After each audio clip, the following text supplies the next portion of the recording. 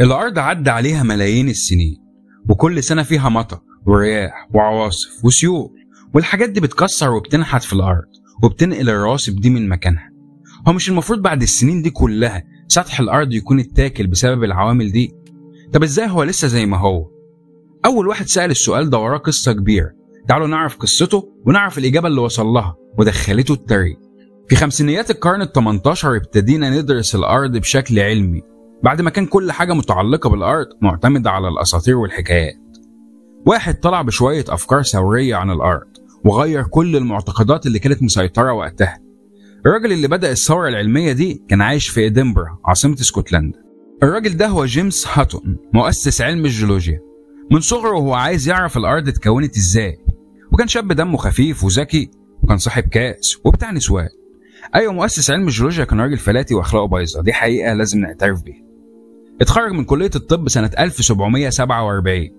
في الوقت ده كان الاعتقاد زي ما هو مذكور في الكتاب المقدس ان الارض اتكونت سنة 4004 قبل الميلاد. هاتون رغم ايمانه كان بيعتقد ان العمر ده ترجمة او تفسير غلط، وان عمر الارض اكبر من كده بكتير. وكان كل ما يتعمق اكتر في الافكار دي يتعب ويروح يسكر ويجري ورا البنات، لحد ما تسبب في فضيحة لا داعي للدخول في تفاصيلها. وعشان الفضيحة دي ما تسببش مشاكل لاهله، قرر انه يسيب ادنبرا ويروح يعيش في مزرعة في الارياف. وقتها كان عمره 26 سنة، وهناك كان عنده الوقت والإلهام إنه يبحث أكتر في أفكاره عن الأرض والطبيعة. واحدة من الحاجات اللي كان بيضطر يعملها في المزرعة إنه بيسلك مصارف المطر بتاعته، عشان كل شوية كانت بتتسد من الطين والرواسب اللي المطر بيفتتها في سكته. كل فترة كان المطر بينزل يجري في سطح التربة ويشيلها يرميها في النهر، والنهر يرميها في المحيط اللي بيصب فيه. هاتون اتخض، قال كل التربة دي بتتشال وتروح على المحيط، طب ما هو كده بعد كام سنة التربة هتختفي ومش هنلاقي تربة نزرع فيها وهنموت كلنا من الجوع. واكيد الموضوع ده ما بيحصلش في اسكتلندا بس، اكيد بيحصل في كل حتة على الارض. بس لما قعد مع نفسه الكلام ما كانش منطقي. ازاي الارض هتتاكل بدون رجعة؟ اكيد في حاجة بترجع الرواسب اللي بتروح دي وتعوض اللي بيترمي في المحيط. قال مستحيل ربنا يخلق كوكب مؤقت شوية وهيبوظ، أكيد ربنا خلق الكوكب يعرف يعيد بناء نفسه. بس السؤال اللي ما كانش بينيمه هو إزاي يابس جديد هيتكون مكان اللي بنفقده. ولقى أول دليل قريب من المزرعة بتاعته، لقى المنظر ده، مئات من الطبقات من الطين والرمل مرصوصة فوق بعض كده. استنتج إن كل طبقة من دول اترسبت في وقت غير التانية فوق بعض ببطء، وبعدين اتضغطوا وبقوا صخر. استنتج كمان ان تآكل الارض وتكون الارض ما بتحصلش فجأة، دي احداث بتحصل ببطء وبتحصل طول الوقت واحنا مش واخدين بالنا. وبدأ يلاحظ ان الصخور الرسوبية اللي هي طبقات الرمل والطين اللي فوق بعض دي موجودة في كل مكان، في المنحدرات البيضاء في انجلترا والاخدود العظيم في امريكا. هاتون بقى متأكد ان في نظام شغال على الارض. بعد 15 سنة في المزرعة رجع ادنبرا تاني عشان يبدأ فصل جديد في حياته ويختبر افكاره. كان بيروح تجمعات العلماء يناقش معهم افكاره ويسكر زي زمان. هاتون لقى ان مش كل الصخور اللي بيشوفها عبارة عن طبقات ورواسب، معنى كده ان في طرق تانية بتكون الصخور. قعد يدور ايه تاني ممكن يكون صخور. في الفترة دي اتعرف على جيمس وات، مخترع اسكتلندي مشهور ان هو اللي طور محركات البخار، كان ليه دور كبير في الثورة الصناعية. هاتون كان بيشوف محركات البخار بتاعت وات وقدرة الحرارة على توليد طاقة، ففكر ما هو ممكن تكون حرارة الأرض الداخلية بتطلع طاقة هي كمان وبتقدر تكون صخور جديدة. يمكن مركز الأرض عبارة عن محرك بخار كبير. العلماء اللي قابلوا لما شافوا البراكين قالوا دي نار صغيرة ومعزولة. هاتون كان أول واحد يتخيل إن مركز الأرض عبارة عن كرة سايحة، وشاف إن البراكين دي انعكاس لحركات أضخم موجودة تحت سطح الأرض، وإن الحركات دي عندها القدرة إنها تكون يابس جديد، يابس مولود سايح. لو قدر يثبت ان معظم الصخور اللي حوالينا دي كانت مولودة سايحة، يبقى اكتشف طريقة كمان الارض بتعيد بناء نفسها بيها. لما عرض النظرية دي على اصحابه اترد عليه بسؤال، لما معظم الصخور بدأت سايحة امال ليه اشكالها مختلفة عن بعض؟ لو كلهم اتكونوا بنفس الطريقة المفروض يبقوا كلهم شبه بعض. وهنا عبقرية هاتون انه بيلاقي الاجابات في اماكن ما تخطرش على بال حد. مصارف المطر، محرك البخار. المرة دي لقى الإجابة في حادثة حصلت في مصنع إزاز، فقال الإزاز كمان بيبدأ سايح زي الصخور، أنا أروح أعمل تجارب على الإزاز وأشوف. لما حط الإزاز السايح في درجة حرارة قليلة عشان يبرد بسرعة كبيرة، طلع الإزاز نقي وشفاف.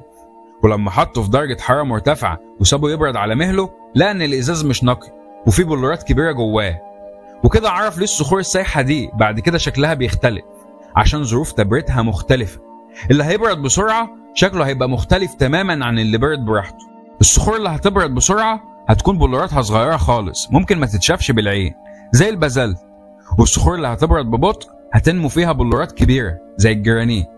وكده نقدر نقول ان الصخور المختلفة دي ينفع تكون بدأت سايحة بس بردت في ظروف مختلفة عن بعض، وكده يبقى لها الطريقة التانية اللي الأرض بتعوض بيها اللي بيروح منها.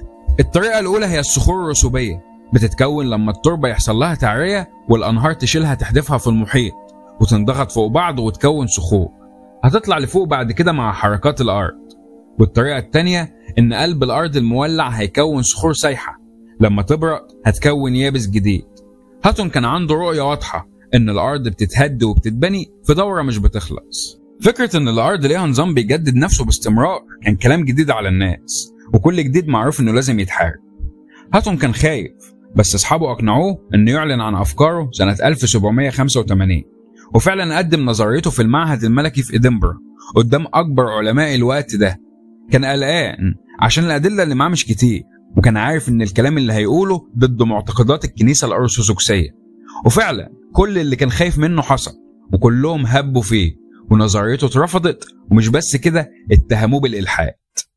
ايه يا جدع انت الكلام الماسخ اللي بتقوله ده؟ ايوه ده سؤال مهم، انت تقصد ايه بالكلام الماسخ ده؟ في الوقت ده كان الاعتقاد ان الجرانيت هو اكتر مادة صلبة على الارض، واول جزء اتخلق من الارض، وطبعا مفيش حاجة اكتر صلابة من الاساسات اللي ربنا بنى بيها الارض. فانت يا عم هاتون جاي تقول لنا ان الجرانيت مش هو اول اجزاء الارض، وكمان بتقول انه بدأ في صورة سائلة؟ طبعا كلمة ان الجرانيت كان سايح دي هي اللي قلبت الدنيا عليه، ودي كانت تحدي صريح للكنيسة. كان لازم دليل اقوى من اللي معاه. هاتون وهو عنده 60 سنة بدل ما يقعد في البيت تحت البطانية ركب حصان وسافر 3 أيام عشان يلاقي الدليل إن الجرانيت كان متكون سايح، وفعلا وصل له بالصدفة. المكان اللي راحه كان فيه نهرين، نهر الصخور اللي تحته حجر رمل رسوبي لونه رصاصي، والنهر التاني الصخور اللي تحته جرانيت لونه وردي. هاتون راح عند المكان اللي النهرين هيتقابلوا فيه، لقى المنظر ده. لما الجرانيت اتقابل مع الحجر الرملي عمل الأشكال دي كأن الاتنين كانوا ماسكين في خناق بعض، وده دليل قاطع ان الجرانيت كان سائل. ما هو لو كان صلب مستحيل هيعمل الاشكال دي بالظبط كأن كوباية شاي وقعت منك على حاجة وغرقتها. الجرانيت بدأ سائل ما فيهاش كلام. كده هاتون اثبت نظريته. اهم ميزة لازم تكون في الجيولوجي انه يعرف يقرا المنظر اللي قدامه ويشوف فيه حاجات محدش غيره يعرف يشوفها، ويسأل نفسه دي جت منين واتكونت ازاي. وجيمس هاتون هو مؤسس العلم ده عشان كان احسن واحد في عصره بيعرف يقرا الصخور والمناظر اللي قدامه، ودي كانت قصته. ولو طلعت بمعلومة واحدة جديدة انا هكون مبسوط، وما تنساش دول.